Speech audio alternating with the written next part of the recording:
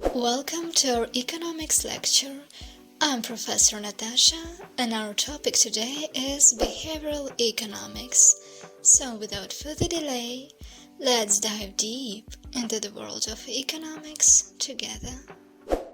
Behavioral economics is a branch of economics that looks at how people actually behave when making economic decisions rather than assuming that they always act rationally.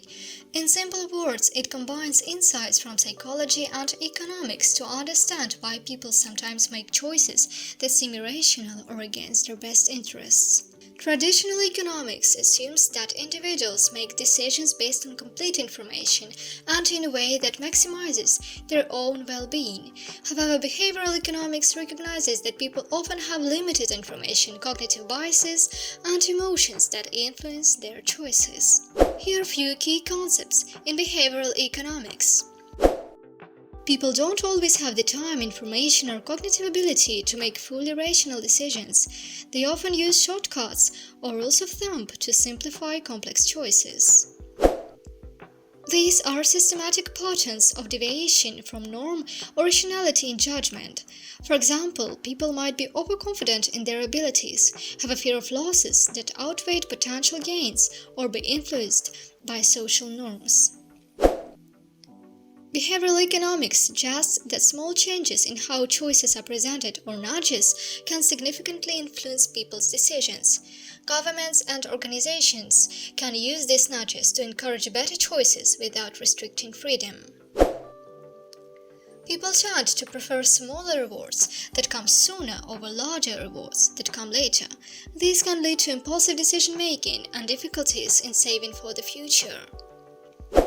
Traditional economics often assumes individuals act in isolation, but behavioral economics recognizes the influence of social and emotional factors on decision-making. Social norms, peer pressure, and emotions play a significant role. Behavioral economics is rich with examples that illustrate how people's decisions and behaviors often deviate from traditional economic assumptions. Here are some common examples. Imagine you are given $100. You are then told that you can either keep the 100 or gamble it on a coin flip. If it's heads, you win 150. If it's tails, you lose the 100. Many people, due to loss aversion, would choose to keep the 100 rather than take the gamble, even though the expected value of the gamble is higher. People often prefer smaller, immediate rewards over larger, delayed rewards.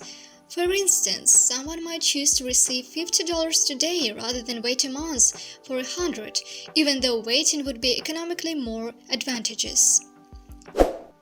In an experiment, participants were asked to estimate the percentage of African countries in the United Nations. Before providing their estimate, they were asked to consider whether the actual percentage was higher or lower than a number shown on a wheel of fortune. Even though the number on the wheel was random, it influenced participants' estimates. People tend to seek out information that confirms their existing beliefs. In investing, this might manifest as an individual only paying attention to news or analysis that supports their decision to buy or sell a particular stock. Imagine a scenario where a medical treatment is described as having a 90% success rate or a 10% failure rate. Even though these statements are equivalent, individuals may react differently based on how the information is framed. If individuals are given a mug, they tend to value it more than if they don't own it. If asked to sell the mug, they might ask for a higher price than what they would be willing to pay for it if they didn't own it. In a restaurant, if people see others ordering a particular dish, they are more likely to order the same. This reliance on the actions of others for decision-making is a manifestation of social proof.